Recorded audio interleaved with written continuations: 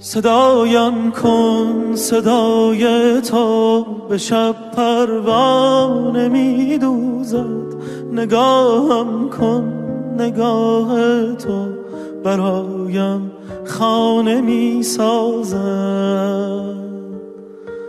بخند ای صبح نورانی پس از شب‌های طولانی، که هر اعجاز لبخندت مرا بیگانه می سازد.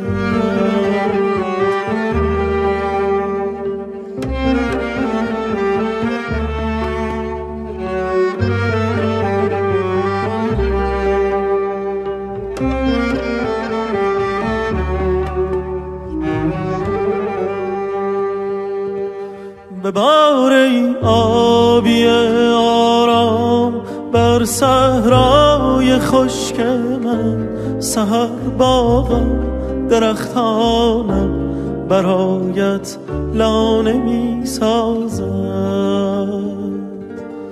بریز ای شوق پی در پی به صحراهای آبادم، خرابم کن خراب تو مرا ویرانه می سازد. تو آتش باش و برپا شو به سر تا پای شعر من آوازم که از عشقی کهن افسانه می سازم. پریشان شو پریشان تر از آن شب‌های طوفانی، نسیم از شهر ویرانم برایت شانه می سازد.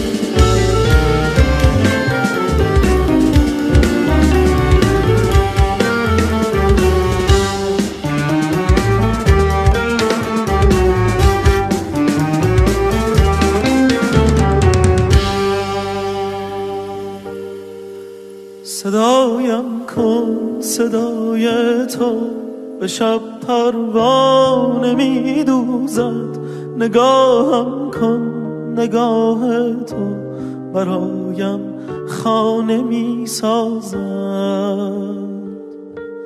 ببار ای آبی آرام بر صحرای خشک من، سحر باغم درختانم برایت لانه می سازد.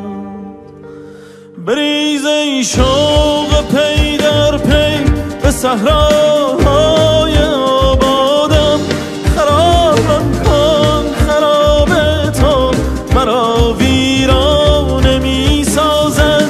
تو آتش باش و برپا شو به سر تا پای شعر من آوازم که از عشقی کهن افسانه می سازد.